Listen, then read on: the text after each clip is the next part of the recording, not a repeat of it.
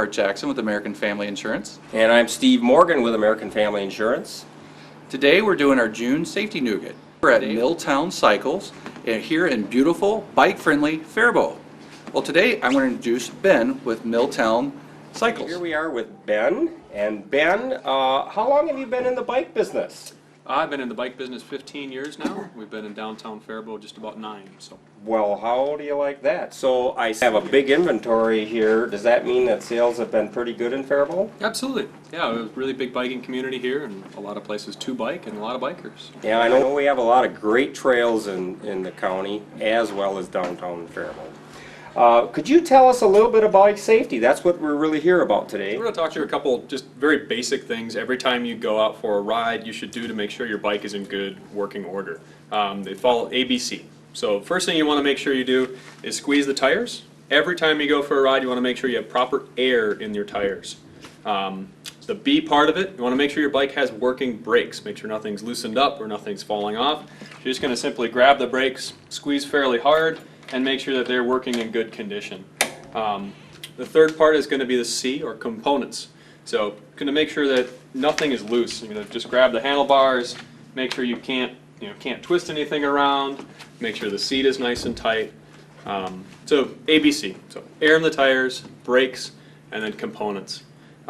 Short of that, if you're going to be riding at night, you do need to have a front light. Minnesota state law requires a front light on the front and at least a rear reflector, or a rear reflector and a rear light as well.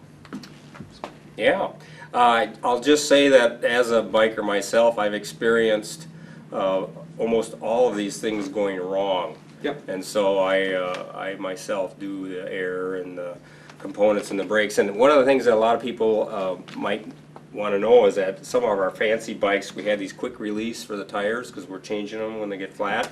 And if you forget to readjust that, you will have no brakes. So you got to check that. Yep. I've been Yeah, so ABCs, air in the tires, brakes, and then components. Just make sure everything is tight. Boy, this is a pretty bike. Woo! Well, we're here with Glenn Holman with Faribault Bike and Ski Club. Well, Glenn, tell us a little bit more about safety. Well, I think there are a number of safety issues. One of the critical issues with anyone who's going to be doing any bike riding is that they should have a helmet that fits. And usually you should be able to put on your helmet, take and snap it, and then if you go, it should tighten it so it's nice and tight in here. One example, maybe what needs to be checked a little bit, if I can call Steve over here, he's got a little bit of a problem here, so I think maybe we should have Ben take a look at that at some point and do some adjusting. Okay. And that's because the helmet would then come off or awry and not protect you. You want that helmet to be firm, so if you hit the ground, that helmet is going to stay on the head. And I've hit the ground a few times, and it's very nice to have the helmet stay on the head. I can testify to that. Okay.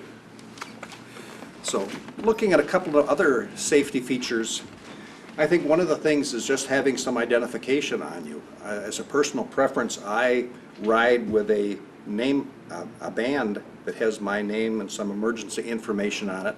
And I also have that located on a tag in my helmet. And I also have a tag on my bike with that. Now that's maybe a little more excessive than most people, but it's good to have some ID in case you have an accident out there and someone needs to know who you are and how to contact people. Then another issue is if you're going for a long ride, you probably want to have something to hold water. I have a Camel pack, or you can have a bike water bottle that fits in a rack on your bike, just to be out there, because if the day is hot and you're biking and you're doing some strenuous kind of exercise out there, you are going to feel it if you don't have water along with you. And I like that you have the reflector and the little light right here. I have that right on the back of my helmet, so I can turn that on at night. And I guess that'd be good too if you get knocked off the bike. And yes. And I also have one of these on the back of my bike. So, like Ben was saying, if you're out at night, lights are very critical. And then if there are a few other couple of safety rules that I'd really emphasize is if you're out riding like any vehicle, you follow the rules of the road, you stay on the right-hand side, going with traffic as opposed to riding bike facing traffic. If you're riding with traffic, cars have a much better opportunity to see who you are and what you're doing and make adjustments. And I guess you can then see them too. Yes. And I like to carry a mirror on my helmet or on the bike so I can see what's coming up behind me. That's one of the concerns I think some people have when they ride on the wrong side of the road. They want to see what's happening, and a mirror on your bike or helmet makes a big difference for that. And then a couple of other issues that I would emphasize is when you're riding a bike on a road, let traffic know what you're doing. So if you're going to make a right turn, you signal right with your hand, and if you're going to make a left turn, you make a left signal. And if you're going to stop, you put your hand down to your side, and that's an indication that you're planning on stopping. And then the one other critical item probably is being sure as a cyclist you obey the basic traffic laws, and that includes stopping at red lights and trying to stop at stop signs. But those are some of the critical items that I would emphasize in order for people to have a safe experience out there on bikes in Faribault. And this also goes towards motorcycles too, even though we're doing bike safety. Motorcyclists too should also use a lot of hand signals, so sometimes the reflector or the signals are too small. But also, when it comes to a group of bicyclists riding, when one goes on a stop sign, then the entire group can go at the same time, correct? That tends to be customary. Okay. But also too, if you're riding with a group, you should probably not ride more than two abreast, and if traffic is heavy, you ride single file just simply because you have to coexist with other vehicle traffic, and just trying to be respectful of cars and their needs of those people to get somewhere while you're also using the road. Okay, well, thank you. Thank you. And I just want to make a mention for everyone viewing that Glenn is the editor of the newsletter for the Bike and Ski Club in Faribault. How many years have you been with the bike club? Now you're putting me on the spot. We've been had an organization for quite some time. It must go back at least 15 years, I think. Okay. Don't hold me to that, though. And how many members are in the bike club?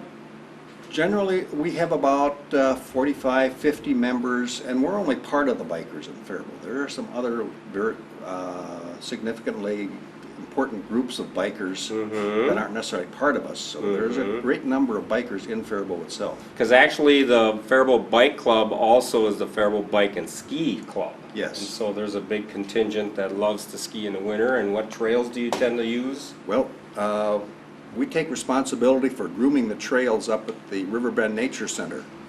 And if you're looking for pristine cross-country skiing in this area, come up and check the Nature Center after a new snow, because we will make sure that those trails are freshly groomed. Well, maybe that could be another subject for a safety nugget down the road. But back to the bikes here, there is one thing I would like to mention, and that is the off chance that we're out biking in the country roads and we are involved with a dog that comes out onto the road. This can happen, and do you have any suggestions for that?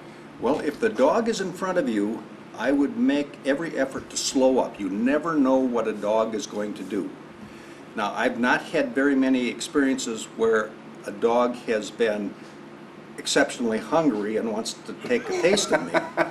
But it's one of those things you cannot predict what they're going to do. So if you see a dog out there, slow down, take your time, and don't try and rush and get around it and accidentally hit it. Right, that's an important part. Not that the dogs are going to want to eat you or anything. It's just that they could startle you. You could lose your balance and fall. These are all things that are not good.